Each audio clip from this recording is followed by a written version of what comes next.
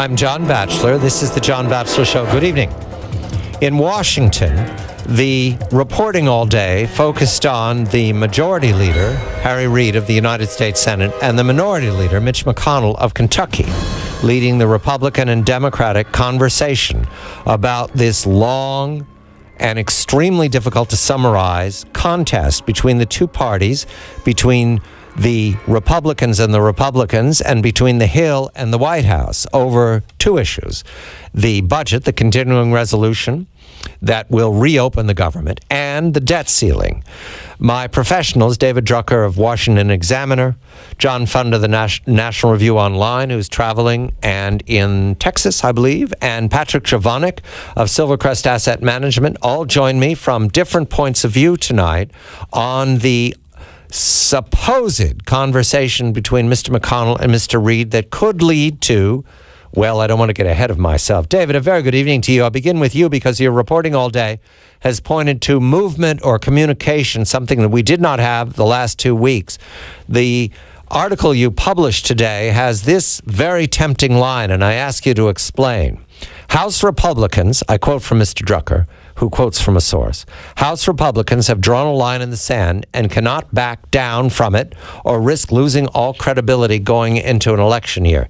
David, does that include this conversation with Mitch McConnell? Is he part of the cannot back down? Good evening to you.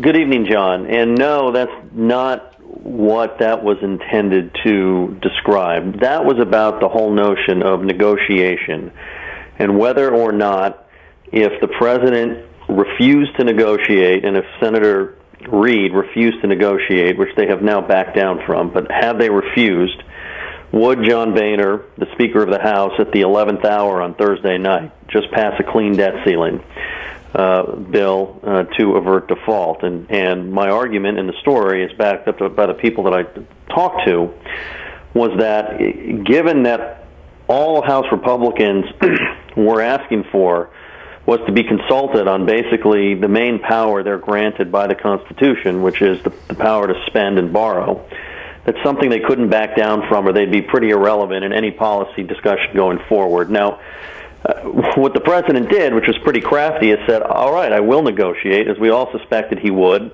And Harry Reid said, I will negotiate, as many suspected he would. They just decided they'd negotiate in the Senate.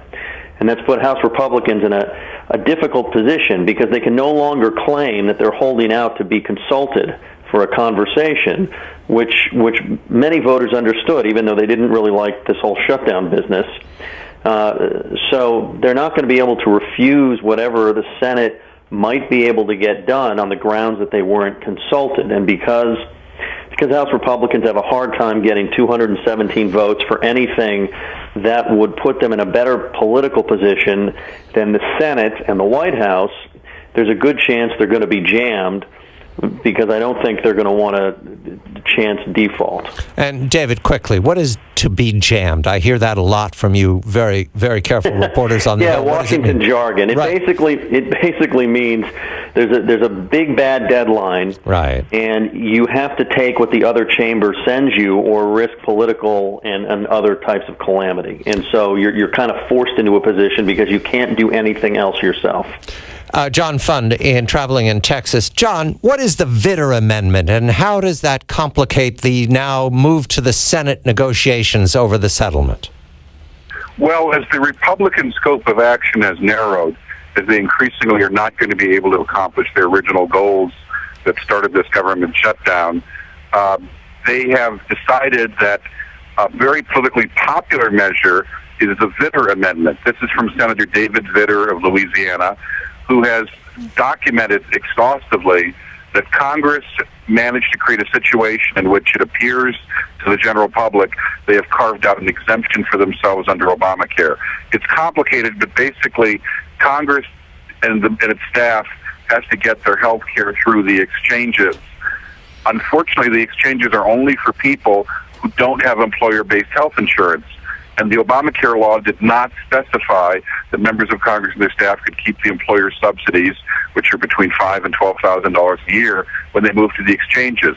As a result, members of Congress, terrified they would lose their health care coverage, appealed to Obama, who overrode the advice of lawyers at the Office of Personnel Management, which governs the federal workforce, and ordered the Office of Personnel Management to say Congress and their staff can still get their health care subsidies. It's probably illegal. It will be challenged in the courts. And Vitter is saying we should either address this directly by a vote of Congress, or we should not pretend that we're not being treated as a special class by Obamacare. 92% of the public doesn't think Congress should be treated as a special class. So the optics of this are very good for Vitter and the Republicans if they force a Senate and a House vote on these supposed health care subsidies for members of Congress and their staffs. Did you say 92%, John? The polls that have been taken say 92% of Americans hate the idea of Congress being above the law or having any kind of special privilege or break. John, do you know where the 8% are? Have you ever met one? Yes, it's called Friends and Family. Members of Congress and their staff, if you do an extended Friends and Family circle of influence, it equals about 8%. 8%, yes. 8%, fine. Patrick, we have now from Mr. Drucker very careful reporting this jam word. I like it, now that I understand what it means. And from Mr. Fund that there will be an accounting to the American people about special privileges. Does this make you, as an outside observer now that you were in Congress the last time this happened back in 95, does this make you more confident now that there will be a settlement, given that all sides are watching pieces fall from their platforms?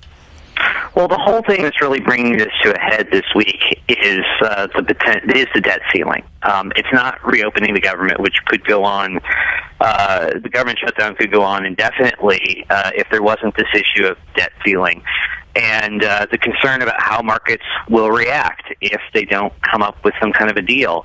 And it looked last week like the Republicans might just deal with the debt ceiling separately, but Democrats said, no way, we're not going to let you off the hook. And the other thing that happened over the weekend was in response to a number of polls that showed that Republicans were losing the battle of public opinion, Democrats, particularly in the Senate, decided to go for the jugular and said, oh, and by the way, we don't really like sequestration. And if we're going to have any kind of a solution that lasts more than a month or so, we want to look at that. And the question is how far they're going to push that advantage or try to push that advantage. Because if they really do push something through in the Senate, a deal that pushes back on sequestration cuts, it could be very, very difficult for the House GOP to swallow. Remember, Boehner doesn't just tell his troops, march in this direction, you're going to say what I tell you you're going to do. The problem is that he's got to take it to the conference and he's got to persuade them to vote for it. So the deal that may or may not come out of the Senate under pressure of this debt ceiling deadline, we'll see whether it's something that the House can pass or not. So things are still very much in the air. David, I understand the House is meeting tomorrow. The Republican caucus is meeting tomorrow to have this conversation. But David, is there affection for sequester? I understand. I've read that people find it crude and inarticulate, and that they're ready to make adjustments to it. Well, there is a bit of consensus that the agencies, the executive branch agencies, should have the flexibility to decide how to apply sequester. Right. But protecting the sequester spending cuts is actually probably the number one priority of Senate Republicans, and it's why whatever this deal is, if it continues to go somewhere, will protect sequester. It would be spending through January 15th, and then they'll fight it out. But it's also very important to House Republicans. It's the one thing they feel like they've accomplished by forcing that showdown in 2011. And so, people forget one of the reasons that Senate Democrats were ready to agree to the sequester number for the original CR that Republicans blew up was that it only was supposed to run through December 15th. And the notion all along, from the Democratic point of view, was that they were going to have a chance to negotiate their way out of sequester. So they have a chance once again to negotiate their way out of sequester. That will not be the problem in any deal that takes care of the debt ceiling this week. That'll be for a later day. There are some other things that have to be worked out, but the sequester cuts are pretty much non-negotiable for the Republicans in the Senate. Democrats understand that, and I think that's why they're going to be protected for now. David Drucker of the Washington Examiner, John Fund of National Review Online, Patrick Chovanec of Silvercrest Asset Management. When we come back, I will speak to my professionals about the ongoing embarrassment. That's a quote from Mr. Gibbs of the partisan Democrats and Mr. Klein of the partisan Democrats. Embarrassment. And what are they talking about? They're not talking about the Republican Party. They're talking about ACA. I'm John Batchelor.